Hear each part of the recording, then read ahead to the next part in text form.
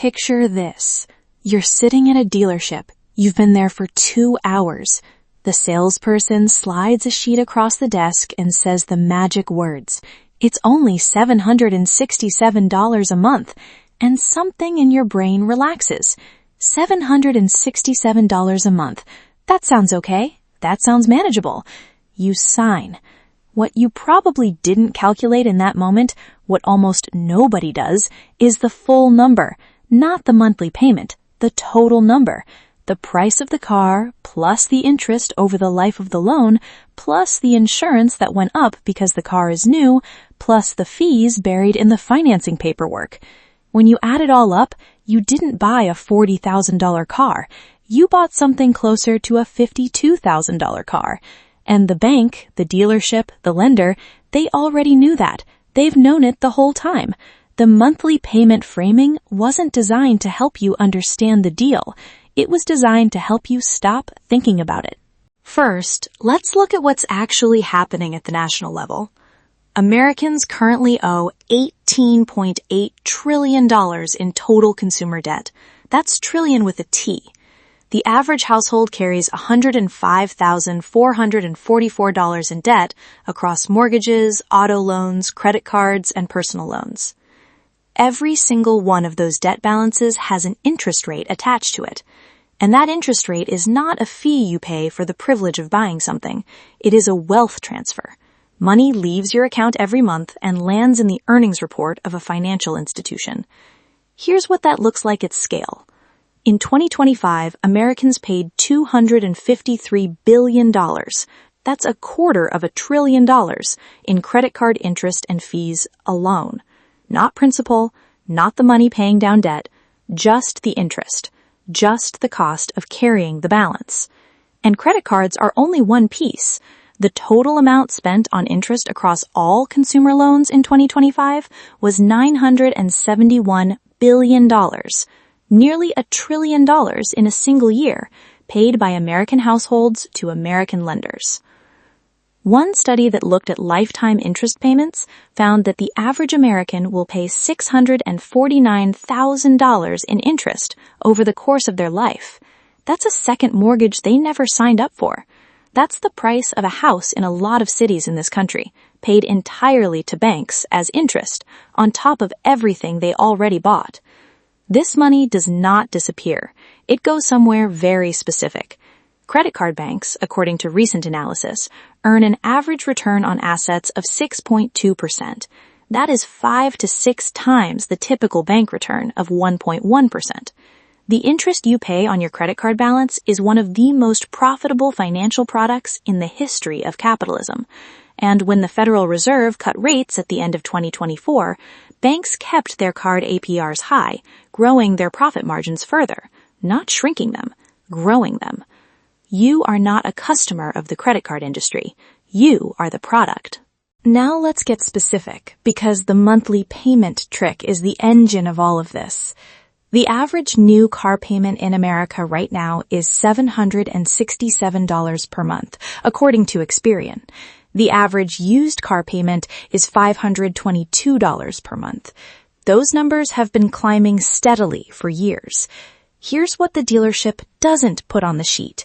Take a $40,000 car financed over 72 months, which is now the most common loan term, at the current average new car rate of 6.73%. Your monthly payment is around $685. Seems fine. But over the life of that loan, you pay $9,320 in interest. You paid $49,320 for a $40,000 car. And by the time the loan is over, the car is worth roughly $12,000 to $15,000. You spent $49,320. You have an asset worth $13,000. The lender made $9,320 off you just on interest, while you were the one who had to change the oil and replace the tires. Now scale that across a lifetime. The average American buys 4 cars. Add those up, including interest across 4 loans, and the total auto debt over a lifetime averages $245,000. The interest component alone runs into tens of thousands of dollars spread across decades of $500, $600, $700 monthly payments that you stopped thinking of as wealth transfers the day they started feeling normal. And credit cards are where the math gets brutal. The average credit card APR right now is 21.52% on accounts carrying a balance. The average balance among cardholders who carry debt month to month is $7,886.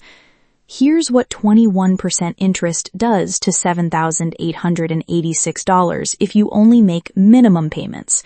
It takes over 7 years to pay off. You pay more than $9,000 in interest alone. You spend over $16,000 to eliminate $7,886 worth of purchases, more than double the original amount. And this isn't hypothetical. Since 2010, Americans have paid a cumulative $2.1 trillion in credit card interest. That number is larger than the entire outstanding student loan debt in the country, larger than total auto loan debt. $2.1 trillion in interest paid since 2010 that built bank profits and quarterly earnings reports while it left millions of households with less to save, less to invest, and less to build anything with.